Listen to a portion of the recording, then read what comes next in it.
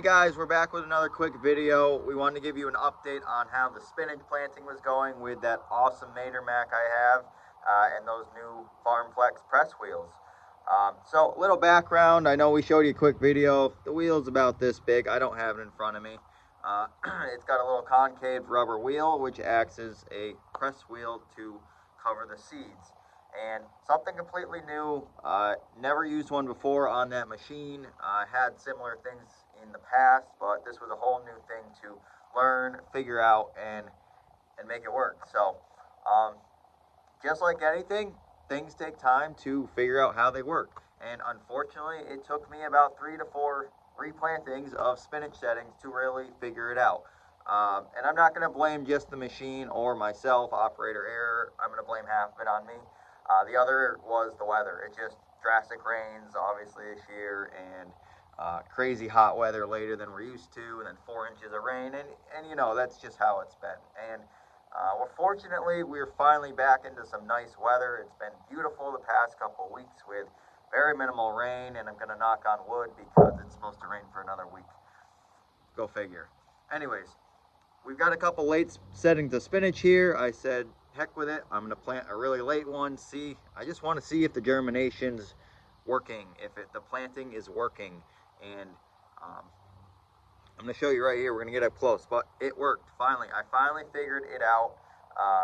It was a lot with the depth issue on the planter. I was planting it too deep. Spinach likes to be planted at least 1/4 inch to 1/2 inch under the soil. This was a little too deep for this seed to pop up. And so something simple, but something really intricate that I had to look at and look for the seed in the soil and the depths and yada yada yada. So it was a little trial and error. Like I said, 3 times it probably took me to get there, but spinach seed is cheap, prepping the ground's easy, and it's a quick turnover. So didn't lose a lot here. We might not get a harvest off this year, but in the spring we will definitely have a nice stand of spinach to harvest as soon as the weather warms up. So that's that. I'm gonna get a quick close-up so you can see kind of how it came up out of that press wheel bed and kind of how closely that was seeded to give an idea of how I grow the spinach and how that machine kind of worked. So we'll start off in the middle here. This is the standard closing wheel because I only have 2 right now because I was investing and I only had 2 units on my planter at that time for the FarmFlex wheel, which I'll talk about right here. Here you can see there's a little ridge here, a little hill, if you will. The spinach, I don't like this because it kind of germinates on the side, the edge of this hill, and the depth can be really funky. This is a lot softer of a hill, so the germination I always found isn't perfect. I didn't love it. So that's why I went with these FarmFlex wheels. But this is the kind of before or standard of what I was planting in, and it works fine. You can see that the germination is actually pretty good overall. But I wanted to try the flex wheels, the FarmFlex wheels, and honestly, the germination is actually probably a tad bit better depending on the area. But I want to show you that right here. So I wish I had the wheel in front of me to give a little better idea, but let me broaden it up a little bit. So you can see can't see my fingers.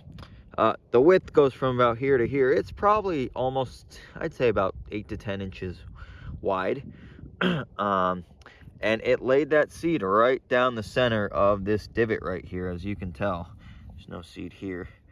But how this worked actually is that the seed was actually just planted right down there.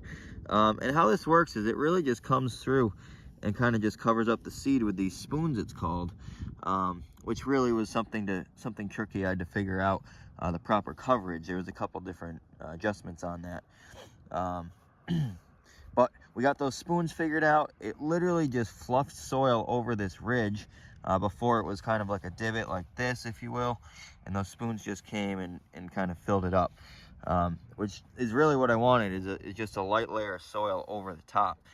The hard thing I was dealing with was the compaction where the actual seed was, and I really don't get why there's a ridge in the tire. It didn't really do a lot for me. So what we ended up doing is wrapping it with some duct tape to give some more depth to the center of that, so I could get some more pressure down in the middle.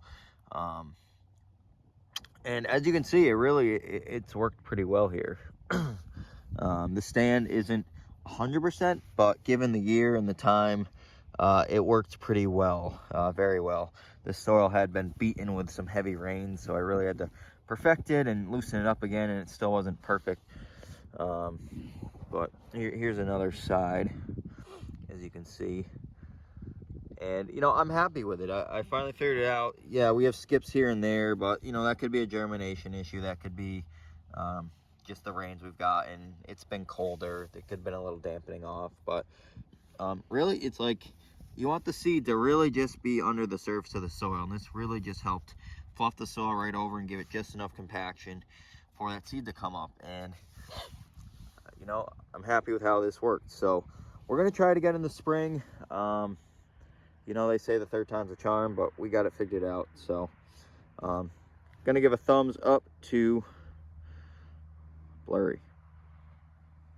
Can't give a thumbs up. We're gonna give a thumbs up to the Farm Flex wheels through Mater Mac. Seems like they did a fairly decent job. We're gonna try it with some other small seeded crops in the spring and see how it works. So hopefully we'll have some nice fresh spinach to munch on bright and early in the spring.